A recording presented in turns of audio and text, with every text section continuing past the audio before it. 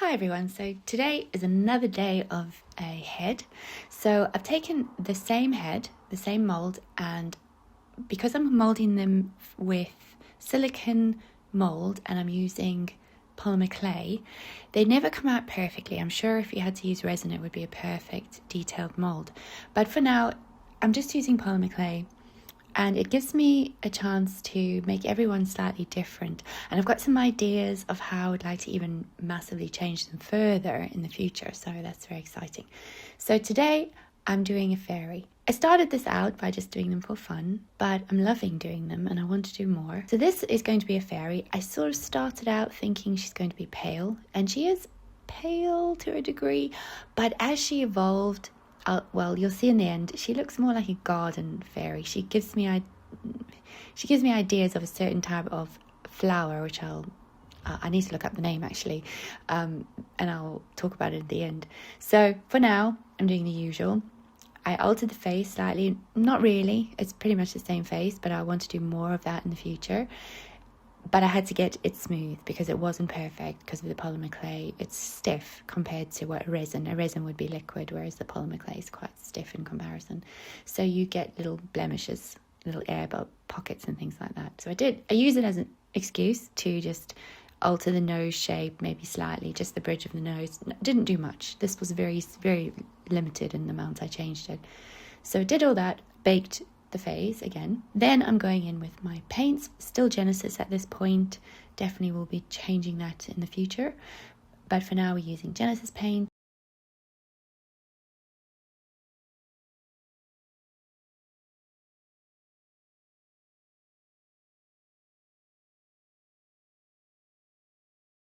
Little pin to define the eyebrow hairs, and a tiny brush as well. I do think that I need to experiment with using some acrylic paint on eyebrows because I think it's smoother. It runs smoother. I find sometimes the Genesis paint is a bit thick for tiny individual brush strokes, but I'll give that a go at some point. And I'm using the blush for the cheeks. I'm trying to, the whole time I was kind of thinking of something kind of pretty and pale, although she did not turn out to be perfectly pale. It's funny how these things go. Because I'm not being super strict with myself, obviously if it's a brief that you have to stick definitely to the way someone has asked for it, if it's a commission or something you specifically want to achieve and you want a specific result, then yes, I would be very, very strict with how I stuck to what I was doing. But because these are kind of fun, I just went with what I thought would look nice. So here we are going in with a yellowy green and some green that I would not call particularly pale. It's not a super bright, but it's definitely not pale. But it felt like the right thing for her. So I'm giving her details on her eyes, body art, or facial art, things like that.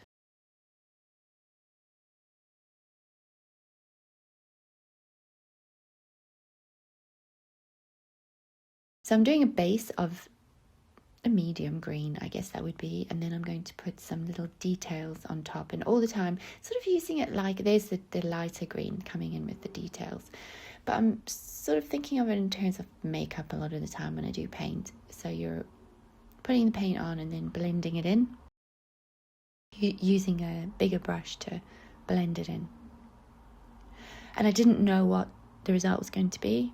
I just went along and added as I went.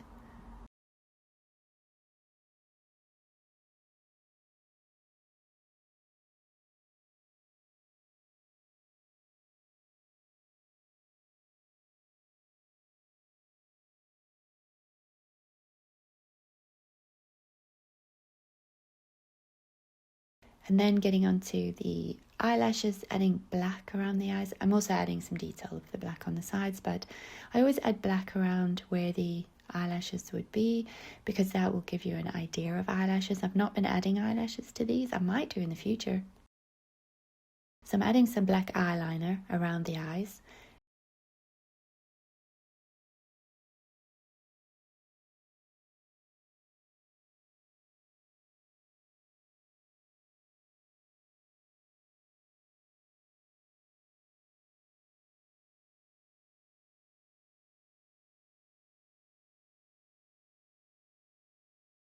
putting a little bit of detail as well on the sides, some extra detail. I'm trying to use the black eyeliner to define the eyes a bit more, giving the illusion of some eyelashes as well. Not the decoration on the side, that's just for decoration's sake, but the black around the eyelid. It's giving the idea of details around the eyes, but art kind of around the eyes, but also the illusion that there are eyelashes, because in this particular one, well, the ones I've done so far, I haven't added eyelashes.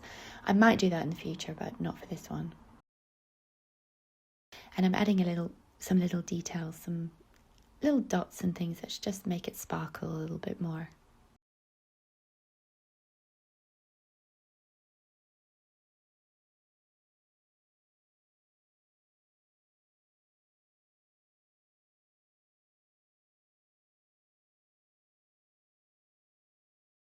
And some decoration on the forehead.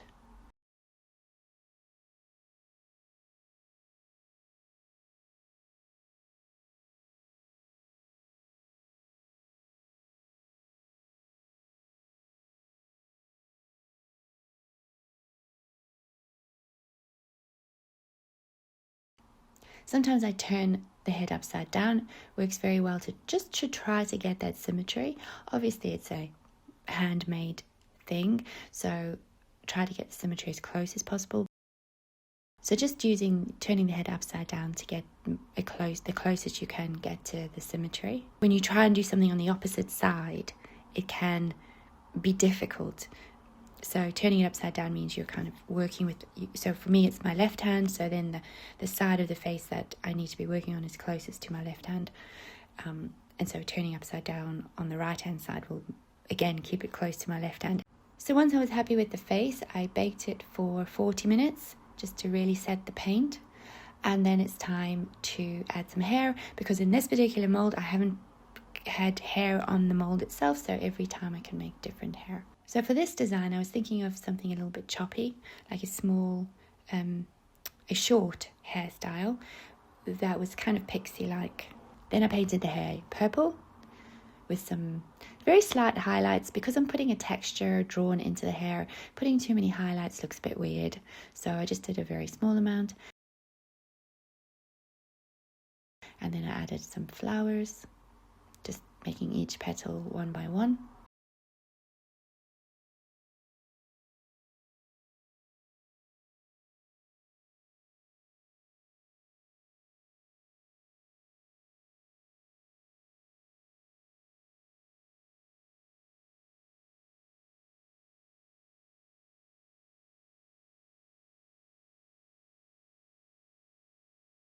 And then adding the centre of the flower while it was on the head, and using some of my Sculpting to glue the centre in. And now I've set it with the heat gun again, and now I can paint some highlights on the flower. So once everything's done, that would be baked again, making sure that everything gets set very well. So this is your last bake, 40 minutes. Make sure everything, the clay and the paint is baked very nicely. Then I chose some eyes, and Virgo's Alchemy is on YouTube. She does amazing eyes. I can't do them better than that, so I would always direct someone to her channel, because that's where I get my technique for eyes from. And I made them very big, so they're I think they're 10mm eyes, so they're very big. Their pupils are very big, and that's because she's a fairy. So to make her even more of a fairy, I drew some wings. So obviously all of this is abstract because it's not a person, it's a fun ornament. So I'm going to make her some wings. So I've glued down some wire in the wing shapes that I drew. I'm using some of that Angelina fibers to sandwich between the two pieces of Angelina film, so that you get more of a sparkle in the middle of the wing. So adding some tacky glue. It's quite a process. You have to glue the wire down to the one side of your Angelina film, get that to dry. You can use a hairdryer a little bit, but because the Angelina film is heat reactive, you've got to be very careful. And then you put the fibre in the middle and then glue another sheet of Angelina. Once that's done, I heat set it with the heat gun. I think I did that first before I put the, yeah, I've definitely done it before. So the heat gun will shrink the film and it will become really nice. It sort of shrinks itself onto the wire and it all looks very neat. But you also have to be very careful because it can make holes if you put heat on one area for too long, unless you want holes, and that's also nice. So it depends on what you want. So I put some glitter around the edges just to neaten them off a little bit more. And now I'm going to glue them to the head. So I've used epoxy for this because we want them to glue nice and solid. And I've bent them a little bit. So bent them into the shape I want and an extra bend at the bottom so that they fit onto the back of the head. And then I'm just going to glue them all on. And I've got a piece of paper underneath because if the epoxy goes onto the glass, it will never come off. So I'd rather it glues onto the paper. So that was just me trying to get the shape of the wings right while they set. And there's the head ready for the backing. So I did a lot of fiddling around with what kind of fabric I was going to use. And I eventually came up with some lace to begin with around the head.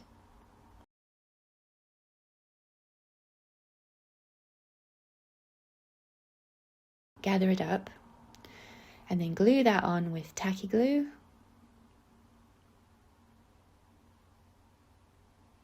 And then, yeah, just glue that around once it's been gathered. And I don't think I'd finished it off yet, so I was trying to get the right size of the gathered piece of lace and then I was going to finish it off. So now I'm going to use some batting, I think you call it batting, to make the backing. And I've got a little sample piece of this really lovely silk velvet, so I'm going to use that and I'm just securing it on.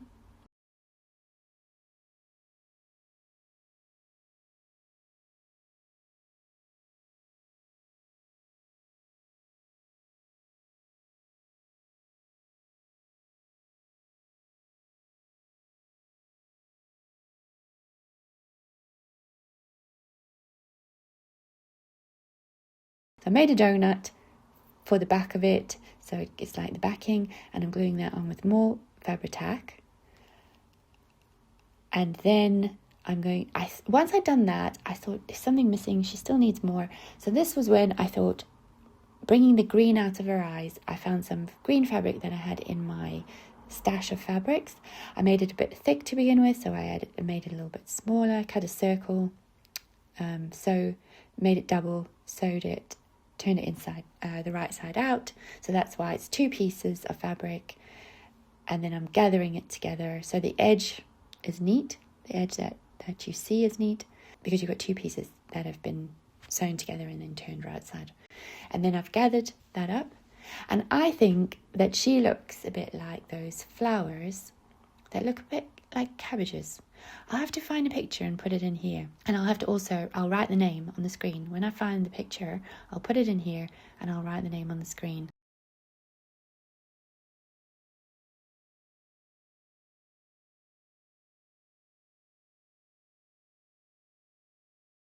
But I think that's what she reminds me of. So I think she's a fairy that lives in one of those gardens where those flowers grow. Oh, and I did try, so I kept this in because I wanted to show you.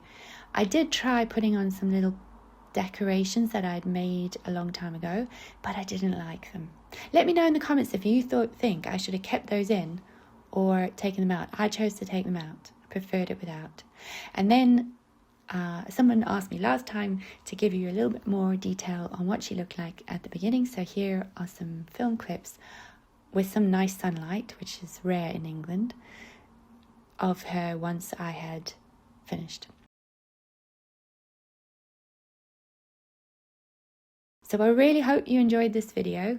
I really have fun making these and I want to make more. I've got a few ideas for future ones. I've got a commission for one, which is very exciting. So I can't wait to share that. I will film it and share it. And yeah, I hope you enjoyed it. And let me know in the comments if you have any ideas of what you would like to see with these heads. I've got some ideas of how to change the expression as well. So that's also exciting. So lots of things to come. Thank you for watching. And yeah, I'll see you again next time.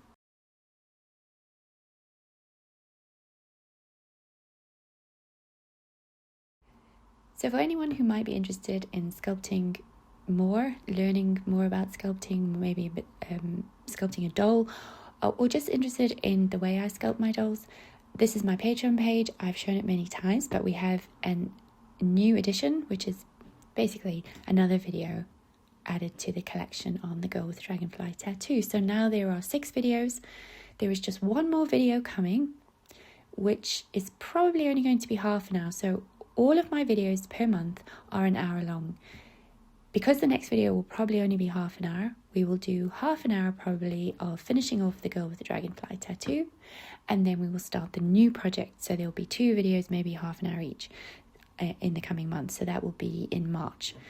And I think the new project is going to be Tinkerbell, so very excited about that. So I would love to see you there if you are interested. Otherwise, I will see you very soon again on YouTube. And thank you for watching.